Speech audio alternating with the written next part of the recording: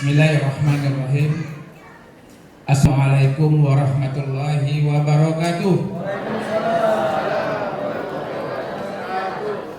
Mungkin Bapak pernah ketemu sama Eyang Habibie. Ibu pernah ketemu? Pernah lihat di TV pernah? Apa dia bilang? Sekiranya usiaku bisa dikembalikan di usia muda. Itu yang Habibie yang mengatakan, yang kita pernah melihatnya dan pernah kita merasakan ilmunya. Dia mengatakan, sekiranya usiaku bisa dikembalikan usia muda, maka aku akan belajar di pondok pesantren.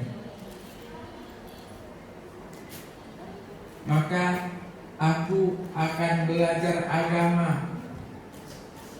Itu kata Eyang Habibie di salah satu sambutan di usianya sudah hampir mencapai 70 tahun.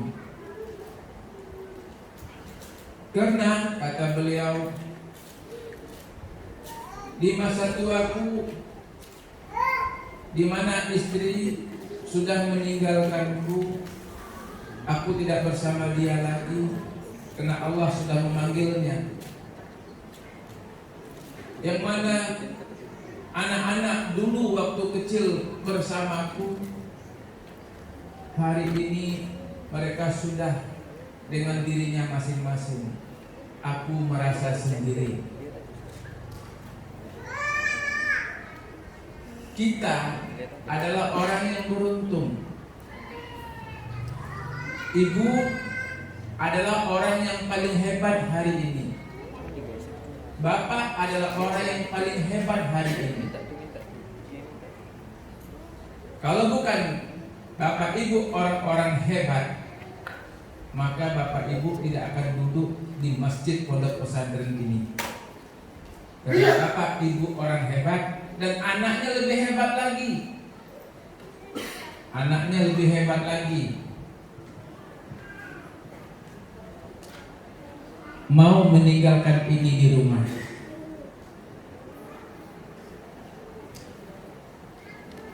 Anak bapak lebih hebat lagi. Mau meninggalkan ini di rumah. Tapi ibu kalah hebat sama anak-anaknya yang usianya masih di bawah 2 tahun. Saya tanya sama ibu, sewaktu anak ibu pegang HP, lalu ibu ambil HP-nya, kira-kira siapa yang menang? Ibu atau anak? Jujur masuk surga. Ibu atau anak? Ibu atau anak? Nah, tapi di saat usia dia sudah mencapai 12 tahun, ibu sudah bisa meyakinkan anak ibu untuk masuk pesantren dan meninggalkan HP. Bagi ibu hebat, anaknya lebih hebat lagi. Kenapa? Inilah setan kasar hari ini. Kalau bolehlah pemerintah ini membuat HP, kalau bisa khusus untuk anak pelajar sampai mahasiswa, khusus. Yang untuk orang dewasa khusus. Ini sama untuk anak-anak, sama untuk dewasa, itu sama yang dilihatnya. Maka kehancuran sebuah negeri hari ini bukan saja disebabkan pergaulan, bukan saja disebabkan minuman keras, tapi hancurnya anak negeri mulai dari rumah kita masing-masing. Di saat ibu kalah, bapak kalah, anak kalah, dan kita pun orang dewasa kalah juga dengan ini. Gara-gara ini kita tidur tidak saling berhadapan lagi. Betul tidak Pak? Syekh Abdul Qadir Jailani mengatakan, saya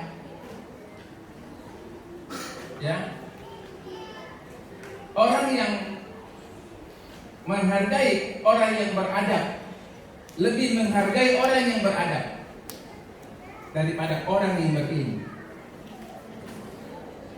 Karena setan lebih berilmu, dia tidak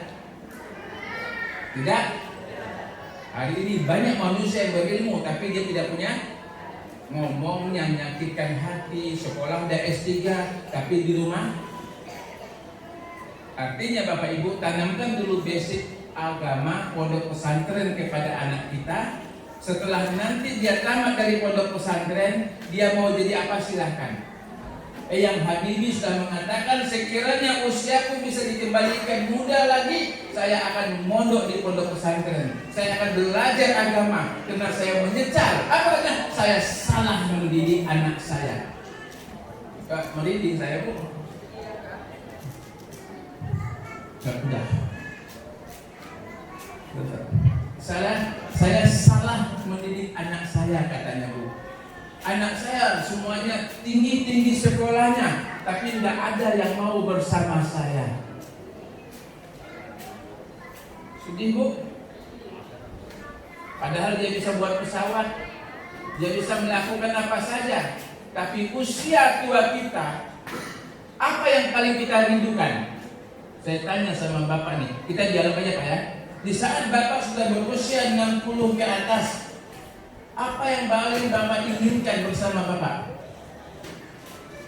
Inginkan sama anak. Inginkan sama anak. Inginkan sama anak. Tapi di saat anak kita tidak memiliki agama, jangankan dia mau datang setiap minggu, jangankan dia mau melihat kita setiap bulan, 1 tahun sekali saja banyak alasan dia untuk datang menyenguk kita. Mak, aku tidak bisa balik, Mak. Kami lagi wisata ke Perancis. Padahal mamanya udah berdoa menangis sepanjang Ramadan, ya Allah ketemukanlah aku dengan anakku, ya Allah mungkin depan aku tidak bisa ketemu. Ilmu tinggi nggak Pak? Sudah sampai ke Perancis gitu. Tapi karena agamanya rendah, maka orang tuanya tidak mendapatkan hasil apa-apa dari jerih payahnya, dari janji pulangnya, banting tulang. Tak tahu pagi, tak tahu siang, tak tahu hujan, tak tahu panas. Cari uang untuk siapa?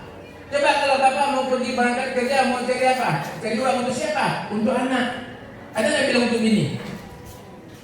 Jujur nih, ada nggak bilang untuk bini Pak? Nggak ada. Nggak ada. Ditanya cari untuk siapa? Untuk anak. Kadang-kadang berutang, minjam untuk bisa masuk sekolah favorit.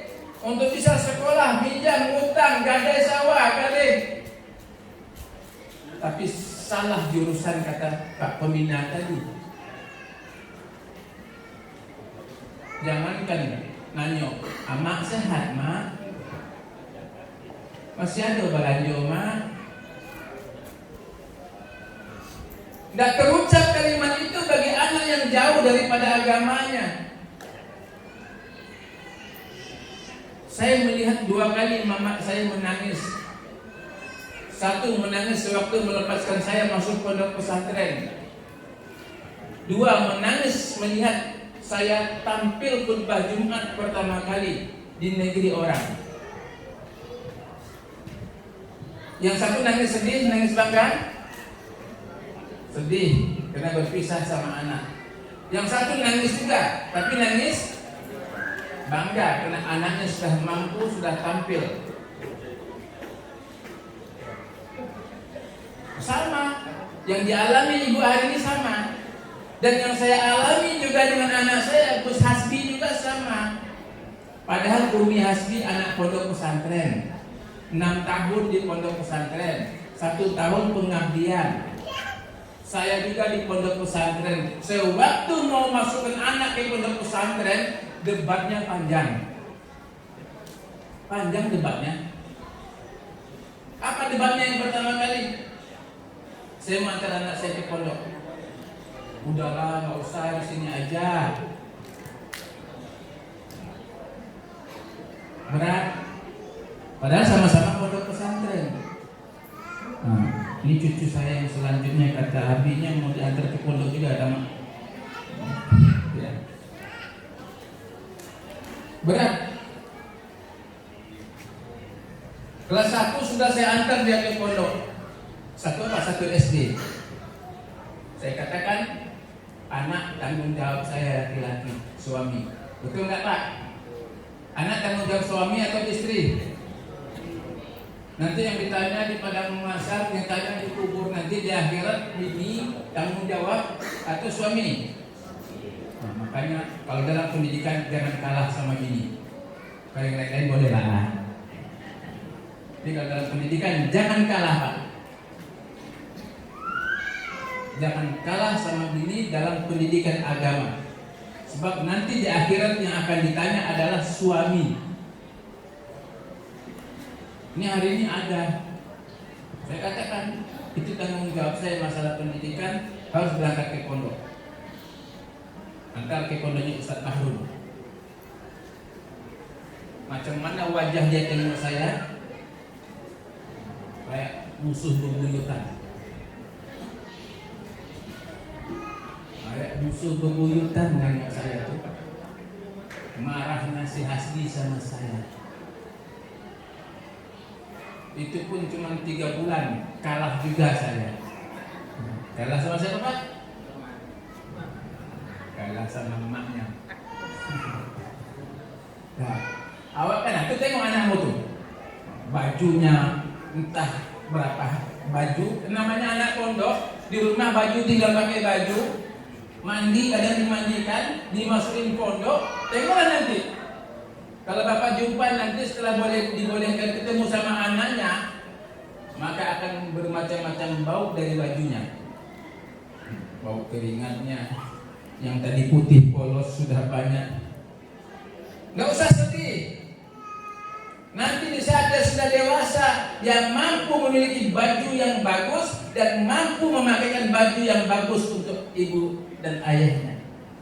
Jadi nggak usah gara-gara bajunya bau, udah kau tak mandi-mandi ya di pondok, bau kali.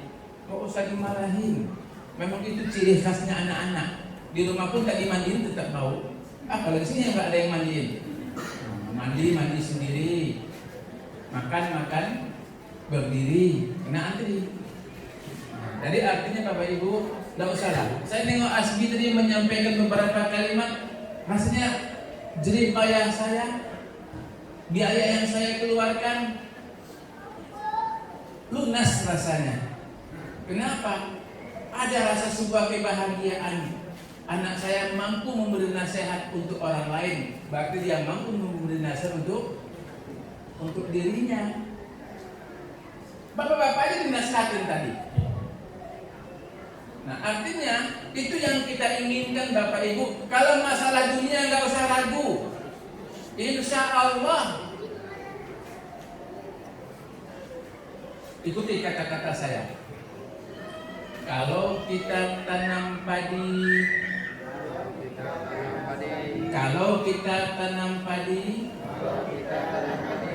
rumput bisa ikut. Kalau kita tanam rumput, apakah padi bisa ikut? Kalau kita mencari akhirat, dunia pasti kita dapatkan. Tapi kalau kita cari dunia, mama saya memasukkan saya ke pondok pesantren, apa kata tetangganya, Bu? Etek masukkan anak etek ke mana, Teh? Ke pesantren. Nah, ini asli nih. Ini asli. Ini enggak. Apa dimasukkan ke pesantren Teh katanya? Saya orang Bengkulu, Pak. Jadi ini jelas sekali nih. Ya biar dia paham agama, bisa baik. Etek itu payah lah. Apa payah? Madesu Teh. Masuk pesantren itu madesu. Dengan anak saya masuk sekolah umum, masuk SMP, madece. Apa itu madesu kata yang mahal? Itu kalau masuk pesantren itu masa depannya suram. Masa depannya suram. Kalau masuk sekolah umum nanti masa depannya madece, masa depannya cerah. Oh iya, ay tak apalah kata mak. Tak apalah. Ambo ingin anak ambo bisa mendoakan ambo nanti kalau ambo lah tua. Artinya hari ini yang kami dari pondok pesantren bisa bikin pesantren Nah, Pak Ismail, insya Allah sebentar lagi kita akan kerjasama dengan lembaga pendidikan Jerman. Nah, contoh yang Habibie lagi. Kalau yang Habibie mengatakan, kalau saya bisa dikembalikan usia muda lagi, kecil lagi, saya akan masuk pondok pesantren. Nah, hari ini anak bapak, anak ibu tidak usah berimpian muda, mumpung masih muda, masuk pesantren, tamat pesantren baru berangkat ke Jerman. Nah, jadilah Habibie muda yang lebih hebat daripada B.J. Habibie. Itu inginnya kita. Otaknya Habibie, hatinya ulama. Nah, jadi itu kita punya target nanti. Anak-anak yang aliyahnya nanti di tahun ketiga fokus di bahasa Jerman, karena bahasa Jerman ini bahasa yang mudah, tidak sesusah bahasa Inggris. Kalau bahasa Inggris kan banyak manipulasi. Lain ditulis, lain dibaca. Kalau Bapak nih lain di mulut,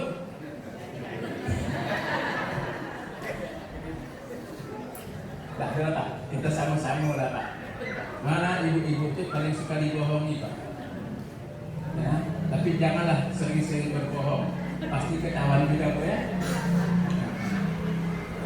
Jadi Bapak Ibu, insya Allah dunia itu sudah Allah tentukan rezeki kita. Allah sudah tentukan berapa kita akan dapatkan dalam urusan dunia. Yakin itu, yakin. Saya tidak menyangka Animah seperti hari ini.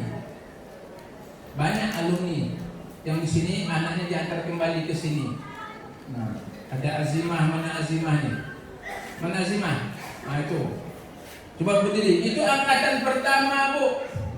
Angkatan santri yang pertama. Ada Muhadir. Nah ini, ya. Ini santri angkatan pertama sekitar 28 tahun yang lalu. Sekarang dia anaknya yang diantar kembali. Ada juga wali santri yang berapa kali ini. Nah Bapak ini udah berapa anak Pak? Udah 4 di sini semua. Tuh Pak, merinding saya. 4 anaknya berkali-kali diantar sini. Walaupun berbagai macam ujian, berbagai macam cobaan yang dialami oleh pondok pesantren, tapi Bapak itu tetap istiqomah, tetap yakin. Kenapa? Kalau ada kata pepatah Melayu mengatakan, kalau daun yang gugur akan tumbuh daun baru. Kalau ranting yang patah akan tumbuh ranting baru, asal jangan akar yang tercabut. Kalau akar yang tercabut, apa yang terjadi Bu? Mati semuanya. Nah, Animah mengalami masa-masa merintis. Animah mengalami masa-masa berjaya. Dari santri 1000 orang turun jadi 800 orang, turun jadi 600, sekarang turun jadi 400. Satu orang awak roda berputar. Berbagai macam cobaan yang dialami Animah, dan cobaan itu akan membesarkan kita. Ujian itu akan membesarkan kita. Tinggal kita harus yakin sajalah. Nah, insya Allah Allah berikan barokah kepada bapak dan 4 anaknya di sini, dan ibu adalah angkatan selanjutnya, generasi selanjutnya. Kita berharap angkatan ini adalah yang terbaik, ya Bu ya. Tapi syaratnya Bu cuma 2 saja Bu, ya. 1, ibu harus ikhlas. Bapak harus ikhlas menitipkan anaknya ke pondok pesantren. Kalau salah satu atau dua-duanya tidak ikhlas, sia-sia. Atau salah satu saja yang ikhlas juga sia-sia. Ibu ingin antarnya masuk ke pondok, aku nak antarkan anak saya ke pondok pesantren biar dia tidak main HP lagi. Saya nak antarkan ke pondok pesantren biar dia tahu agama. Saya ingin antarkan ke pesantren biar punya akhlak. Apa kata bapak? Nanti bisa kerja apa ke pondok pesantren? Memang aku kerja. Gak usah lah masuk ke pondok, ngaji aja lah. Nah itu susah. Nanti di saat anaknya ada masalah, baju hilang, celana hilang, sendal hilang, apa kata bapak dengan Ustaz tadi? Tuh tengok, apa aku bilang? Di pondok itu mandiri semua kan isinya. Sendal hilang, celana hilang. Betul Pak. Itu tidak hilang. Tidak hilang. Kalau di rumah baju bapak sama baju anak sama atau tidak? Tidak, beda. Celananya, sendalnya, baju beda. Kalau jatuh tercecer, ibu tahu ini punya anak, nggak mungkin punya bapaknya. Tapi di pondok pesantren ada 60 orang yang masuk, badannya sama, ukurannya sama, tukang jahitnya sama, jatuh. Dia akan injak bajunya sendiri. Karena dia bukan merasa milik dia. Makanya Bapak Ibu, satu yang harus ibu pegang, sewaktu mengantarkan anaknya ke dalam asrama nanti, tulis nama di mana? Ada bawa spidol permanen enggak? Nah, pakailah spidol permanen. Nanti buat anak-anak juga di saat namanya sudah mulai hilang, tulis tapi sedikit aja. Jangan semuanya cowboy. Itu ada salah sasaran lagi. Tulis sedikitnya nama Jumadin. Dah. Di saat jatuh, maka petugas tahu ini punya Jumadin. Tapi di saat jatuh dari jemuran, tidak ada nama, jangankan orang lain, Jumadin saja tidak tahu itu baju dia. Nah, jadi ibu tulis semua, ya bu ya, tulis semuanya. Kalau hilang jangan salahkan temannya, anak ibu belum pandai menjaga. Makanya kami anjurkan untuk kelas baru, santri baru kita anjurkan untuk laundry semuanya. Sakit hati kalau hilang tubuh, jangankan ibu, saya pun sakit hati kalau hasil bilang ya baju hilang. Memang bapakmu punya konveksi. Jadi apalagi bapak ibu, ya, saya anjurkan untuk di laundry dululah semuanya supaya tidak ada hilang menjelang dia pandai menjaga barangnya. Itu poin yang pertama yang harus ibu pegang. Jangan sampai gara-gara itu bapak marahin ibu. Nah, itu kan penguatan pondok kan. Tiap datang beli baju, tiap datang beli baju, tiap datang beli baju. Nah, tiba-tiba nih bajumu tak kuberikan. Nah, jadi jangan. Jadi penting. Ibu juga begitu sebaliknya. Kalau suami menginginkan anaknya masuk pondok, terima kasih bang. Saya tak sanggup juga menjadi anak di rumah. Kenapa? Memang anak kita baik, tapi kawannya yang banyak tidak baik. Tuh ibu, nanti kan ada orang Batu Haji, ada orang Bengkong. Sekali-sekali kalau sore-sore lewat depan Marco Polo, arah Logam Mulia. Di situ anak-anak dengan motornya balapan, angkat ban. Setiap minggu ada aja yang patah kaki, patah tangan, pecah kepala, gara-gara ban depan diangkat. Itu belum hebat. Kalau hebat, ban belakang belum angkat. Itu baru. Tapi kalau masih ban depan belum hebat.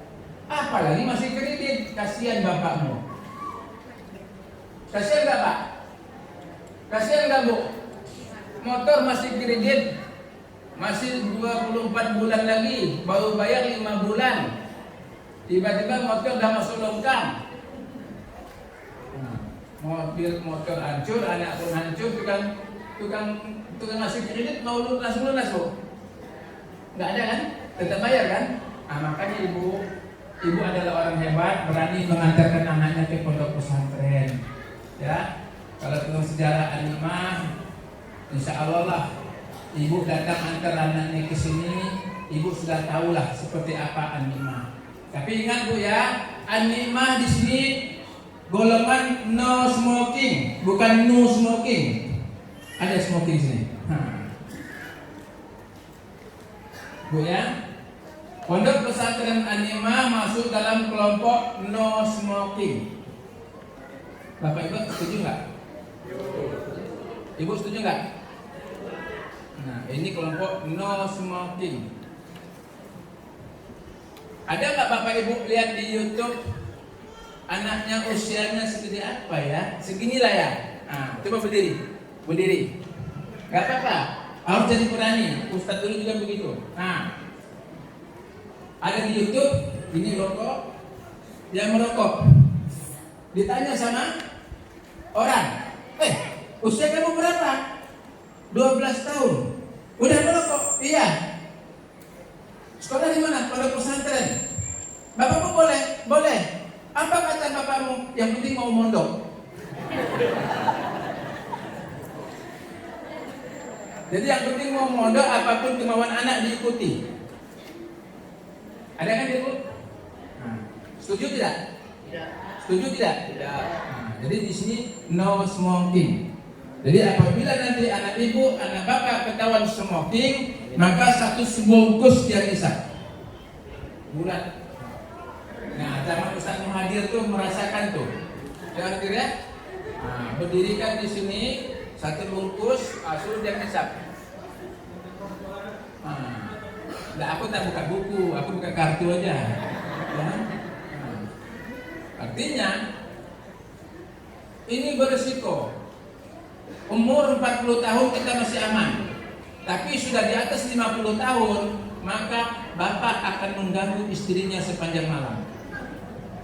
Bagaimana Bu? Bapak mengganggu sepanjang malam Bu kalau 50 tahun ke atas?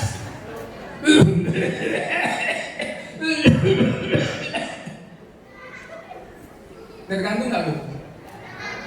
Tapi di saat umur 30 tahun ke atas bapak ganggu ibu nggak masalah. Tapi kalau diganggu dengan rokok, kena sumpah terus ibu bapak ini. Nah itulah tak mati-mati juga. Nah jadi no smoking, paham Bu?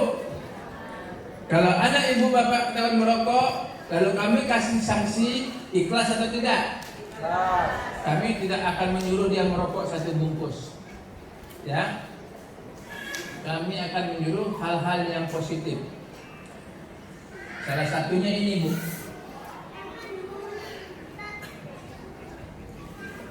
Kira-kira ini apa Bu? Yakin ini rotan? Rotan bukan? Tadi saya sudah mau bawa rotan Bu. Tadi sudah saya mau bawa rotan.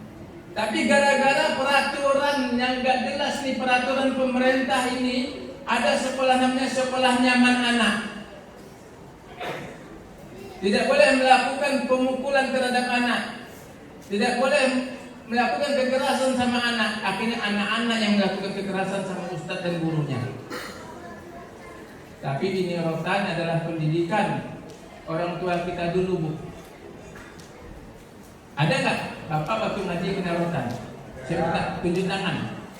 Alhamdulillah, nah, banyak nih. Kira-kira bapak, orang tua bapak marah nggak sama guru yang rotan? Apa yang dikatakan orang tua bapak kepada bapak sewaktu bapak mengasih tahu kamu bapak di rotan? Kenapa?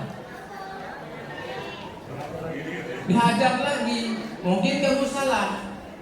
Kalau kamu tidak salah, nggak mungkin kamu di rotan.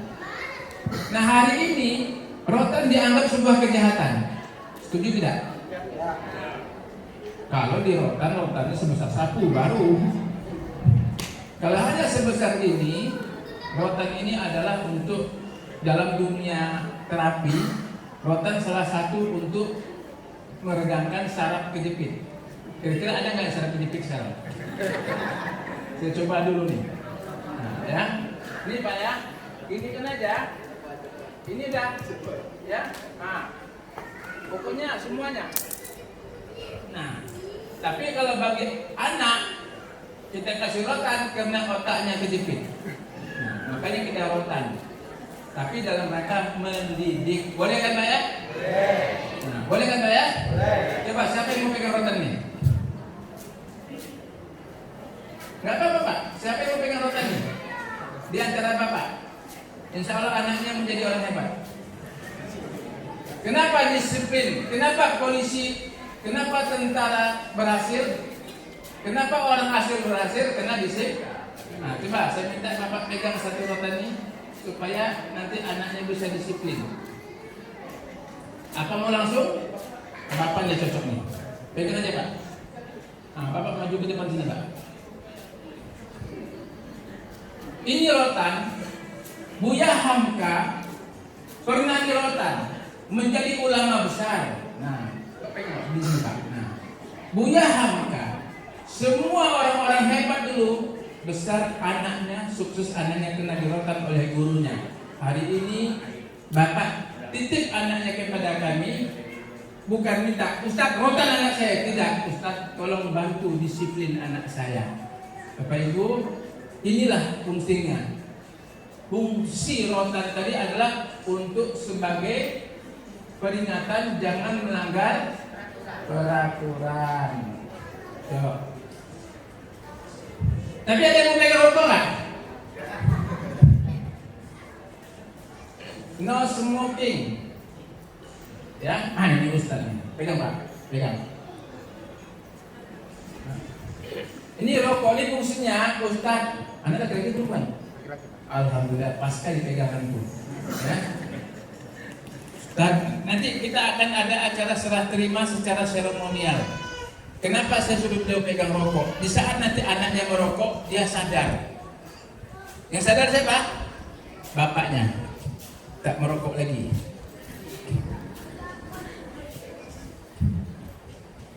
Bapak Ibu yang dimuliakan Allah Subhanahu wa taala, pada prinsipnya kedatangan Bapak Ibu ke sini ya, ingin anaknya diajarkan ilmu. Kalau bukan itu, takkan sampai Bapak ke sini. Berat Pak, berat. Betul kata Ustaz Zain, berat. Kalau bukanlah berat, mungkin Allah tidak akan tunjuk ustaz-ustaz ini nanti. Tapi karena Allah memerintahkan kita untuk mengajarkan ilmu, untuk menjadi pewaris para nabi. Karena nabi sudah tidak ada lagi, ustaz-ustaz inilah yang akan melanjutkan mengajarkan ilmu. Nah ini Pak, ya. Nah kata Pak Zul tadi kitabnya kuning. Hah? Gondrong. Kitab gundul, nggak ada tulisan. Manfaatnya Bu, nanti setelah berada di masyarakat, anak kita sekolah di sekolah formal, atau kita yang dulu sekolah-sekolah formal, lalu kita masukkan anak kita ke pondok, apa harapan kita supaya dia bisa membimbing kita di masyarakat? Tidak ada imam, dia bisa jadi imam. Tidak ada orang yang ngurusin jenazah, dia bisa ngurusin jenazah. Tak ada khutbah, khotib tak ada, dia bisa jadi khotib. Dari sinilah ilmunya. Kan kadang-kadang kasihan, ada pengurus masjid nggak sini? Kalau ada pengurus masjid, pas khotib tidak datang dan tidak memberikan informasi, tidak datang, maka yang stres jamaahnya ada pengurus masjid.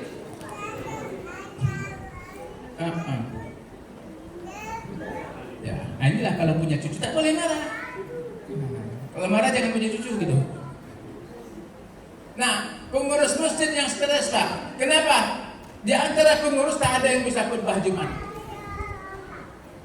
Makanya nanti kita akan ada pelatihan khutbah Jumat untuk pengurus masjid. Akhirnya apa? Saling menunjuk, apa aja khutbah? Aku tak pandai. Kabur dia, tak jadi salat Jumat.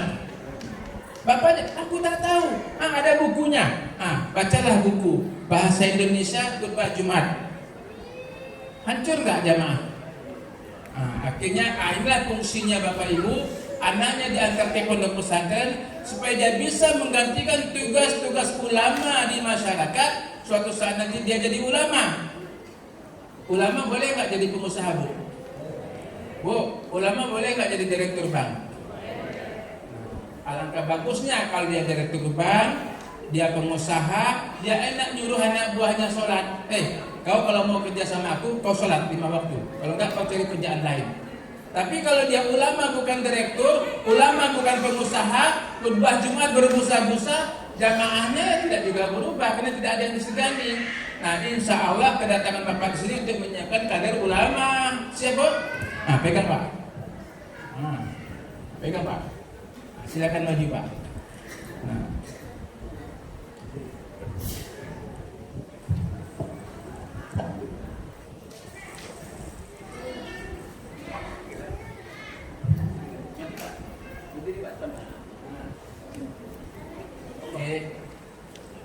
Bapak Ibu, pondok pesantren antara silat sama sholat tuh itu beda-beda tipis lah. Kalau sholat apa? Sholat adalah membaktikan diri, mengabdikan diri, menghambakan diri, menyerahkan diri kepada yang menciptakan diri. Paham ya? Sholat adalah membaktikan diri, menghambakan diri, menyerahkan diri kepada yang menciptakan diri.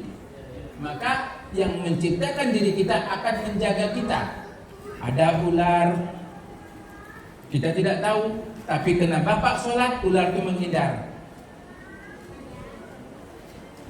Ada kejahatan makhluk yang tersembunyi, waswis sufi sudurinas minal jinnati wan nas. Di saat bapak sholat, anak bapak bisa orang jin tadi, oh lagi sholat, kira-kira mau nggak setan menggoda orang lagi sholat? Berusaha dia menggoda, tapi kena sholatnya dia betul-betul menghambakan diri, menyerahkan diri, dia nggak jadi. Kenapa?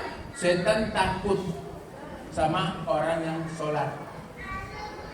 Nah, artinya di sini diajarkan sholat. Nah, bagaimana dengan silat? Ini untuk membela diri, bukan untuk membangga-banggakan diri. Nah, ini gunanya. Bagaimana anak bapak nanti dalam berdakwah, dalam masyarakat, datang tukang pala, dipegangnya, ya kan? Rokok.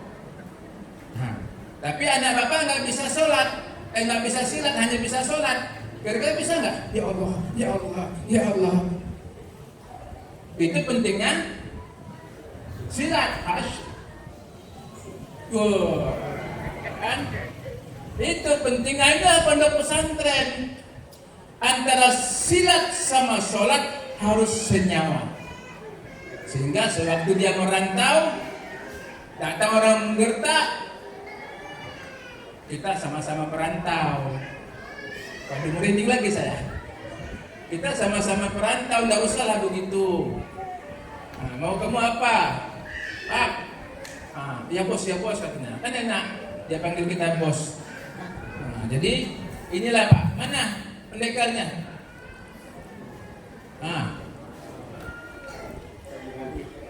Yang mana nih? Yang baju putih itu, pendek itu, mondok nggak? Pak Haji. Iya masuk ya. Sini. Ayahnya mana ayahnya? Ayahnya maju, anaknya enggak. Ada ayahnya enggak? Ayahnya enggak ada. Oleh Malaysia. Mana? Sini. Dek. Ayahnya sudah di sini. Oh, berarti itu udah sama tuh. Silat sama rotan udah sama. Nanti bapak ini yang belum. Bapak laki-laki perempuan anaknya? Perempuan, anda laki-laki. Ayo. Nanti sama anaknya maju semua ya. Ini untuk membuat bapak yakin pendidikan pondok pesantren itu tidak sia-sia. Waktu saya mondok di Pariaman, saya mondok pernah di Padang Pariaman, gurunya satu, fakihnya satu saya. Ya, maghrib, isya ngaji kitab. Ya, ngaji, ya ikut-ikutan lah, ikut ngaji tarekat Naksabandi. Nanti habis jam 10 ngaji tarekat Sastari. Nanti jam 10 ke atas, bersilat sampai tengah malam. Makanya berani merantau, berani bikin pesantren. Tapi itu dulu pendekar Pak, sekarang nggak lagi. Ya Pak ya. Artinya masih langkah 1000 masih. Nah ini Ibu ya, yang tadi antara sholat dengan silat. Ya, ini Bu, silakan Bu, pegang dulu Bu. Nah Ibu maju sini Bu. Ya.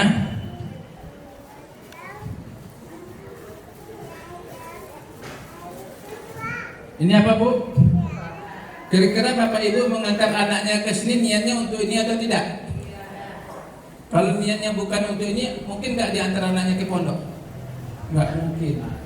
Karena inilah yang membuat Bapak Ibu jauh-jauh datang untuk ini.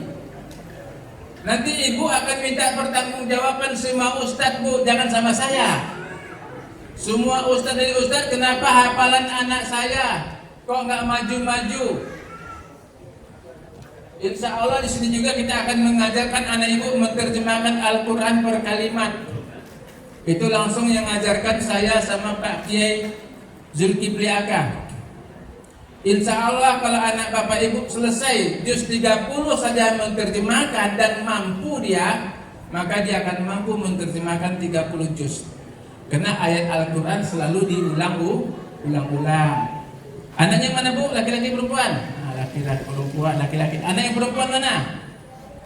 Ibu perempuan? Pegang, Bu. Ya. Ustadz, ya. Saya juga ingin anak saya menjadi orang hebat. Biasanya kalau orang hebat tuh pakai jas atau pakai baju tidur?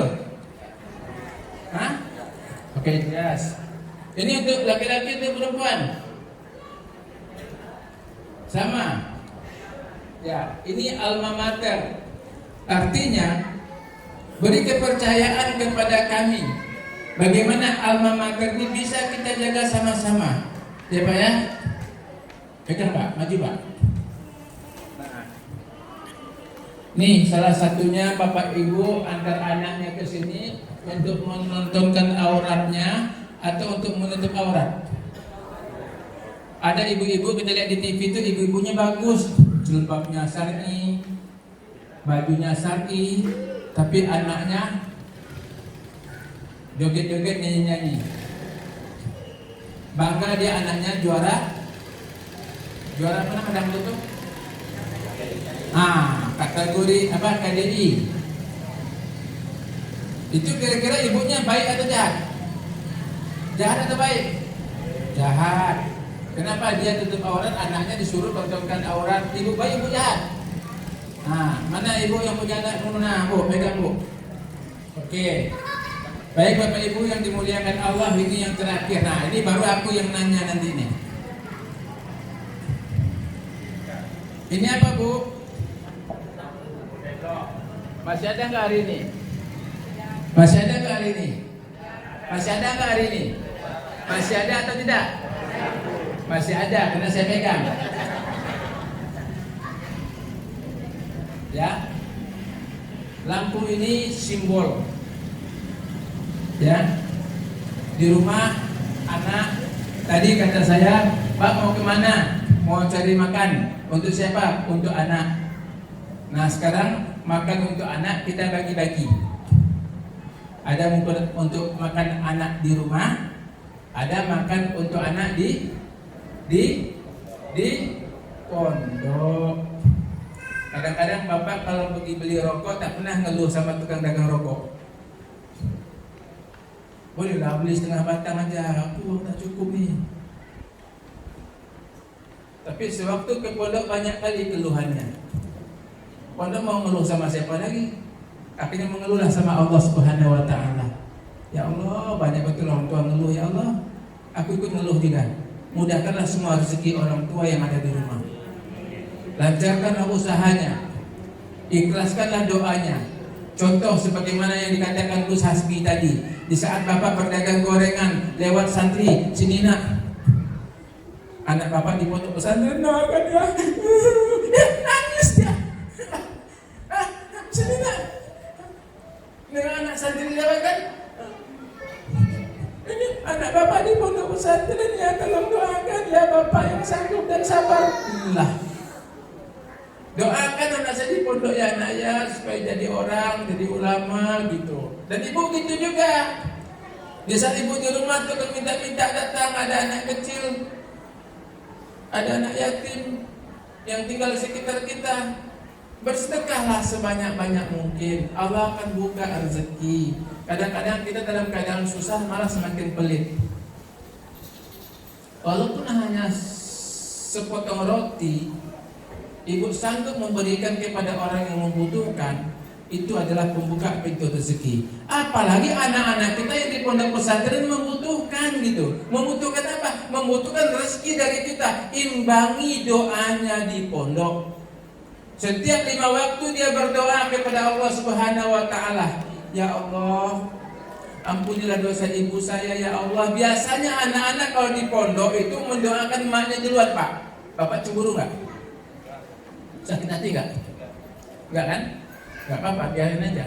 Toh yang menikahkan kita juga nanti.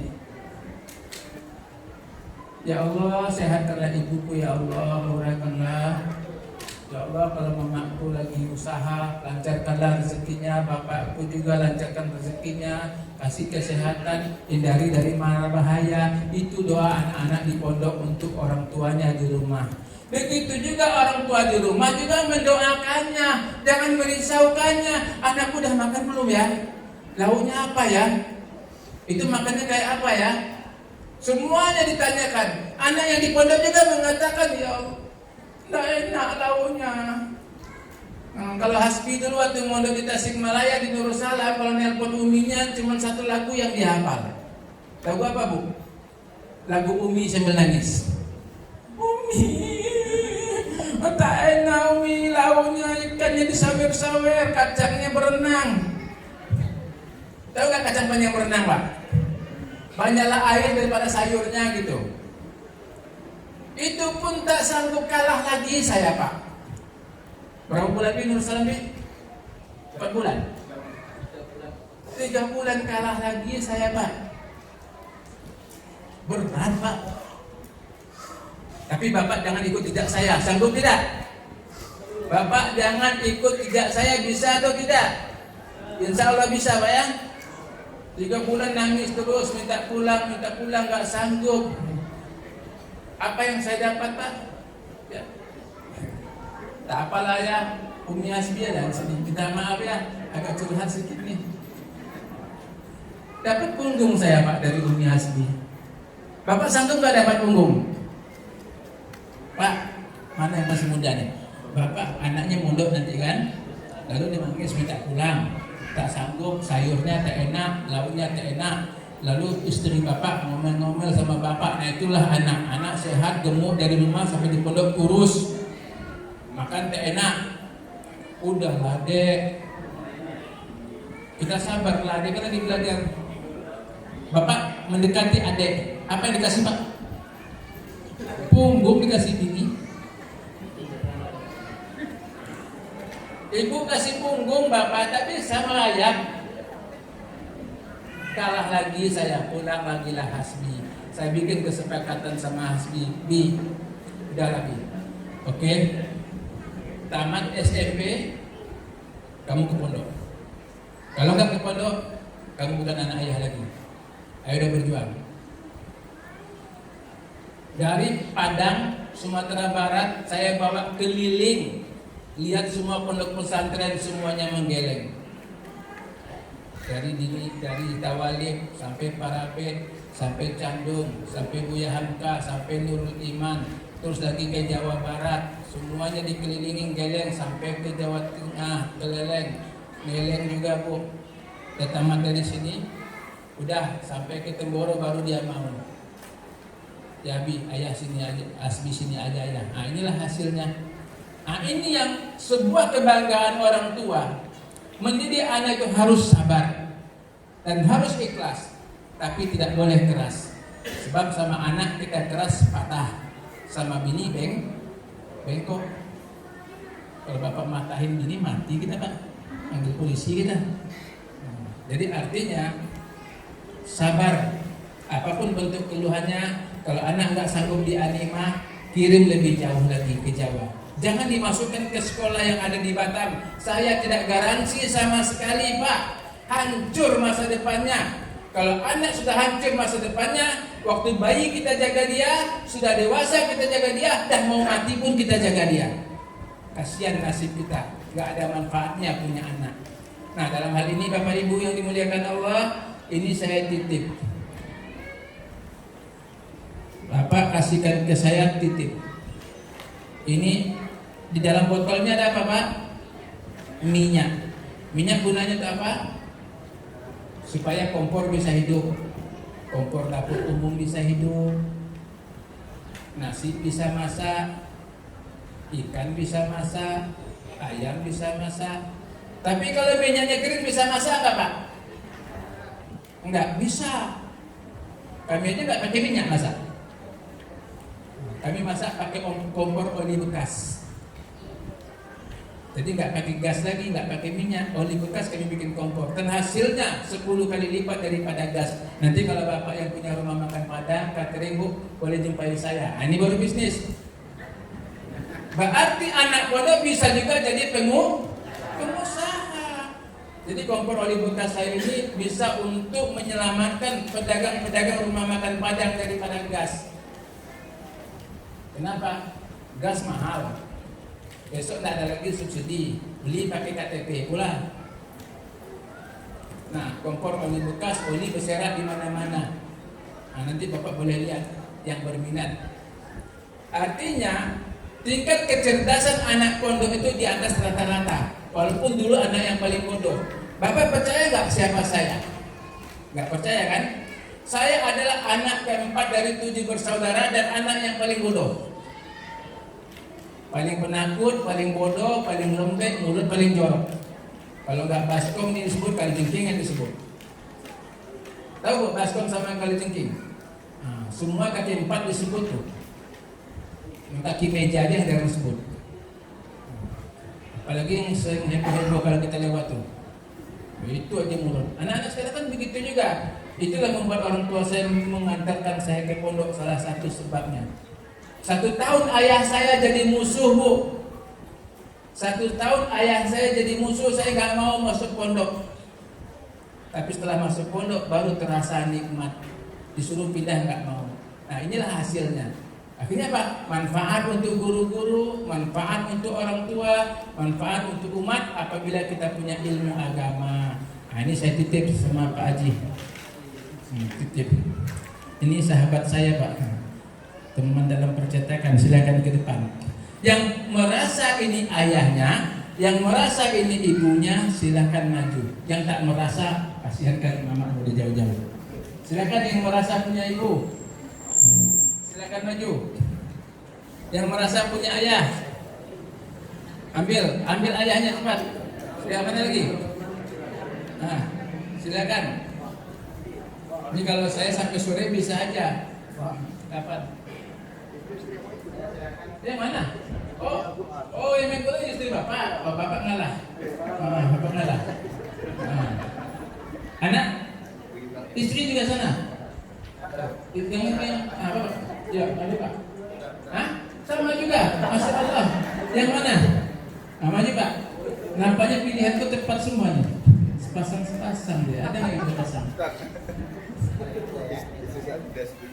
Oh sudah di situ juga, Masya Allah. Ini bapak-bapak mengalah semua. Yang mana nggak punya istri? Nah, Pak. Silakan maju Pak. Hah? Yang mana orangnya? Udah siap belum? Udah keluar belum?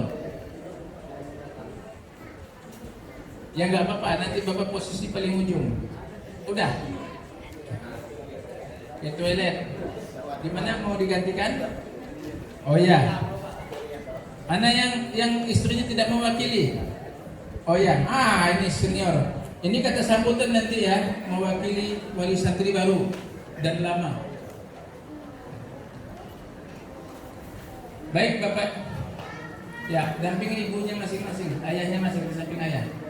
Nah, saya minta Pak Pembina, Pak Zen, Pak Zul, Pak Usman, Pak Imron, Ustadz Aziz, ya, untuk berhadapan dengan wali santri. Untuk ibu-ibu saya minta Umi Hasbi, Umi Jafif, Umi Ruhman, ya, Umi Pati. Kita minta Umi Pati, Umi Hasbi. Nanti kita akan kenalkan semua. Ya. Hari ini, ya silakan dulu saling berkenalan. Bapak Ibu, nanti saya akan kenalkan ustaz-ustaz satu-satu semuanya.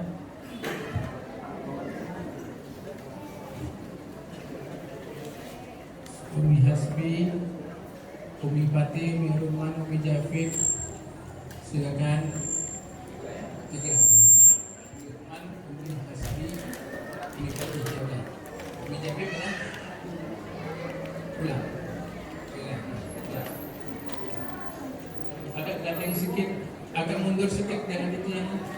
Sini sedikit, Pak. Geser. Bapak Ibu yang dimuliakan Allah, Ustaz langsung berhadapan dengan iya. Sudah satu-satu. Pak Zul jadi saksi sama saya. Maaf ya. Gus Hasbi, Bapak dulu aja Pak. Ya, cukup pas ya. Sudah cukup. Satu lagi, Gus Hasbi. Sudah cukup nih. Baik, agak merapat. Dekat ini kita ambilin. Ya, oke. Empati. Sudah cukup. Udah 4 atau 3? 3 kan? Oke, 3. Baik.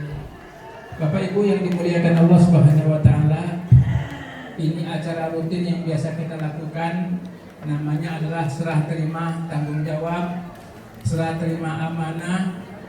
Yang jujur sebenarnya kami nggak sanggup, anak kami sendiri aja belum tentu sanggup kami pertanggungjawabkan nanti di akhirat.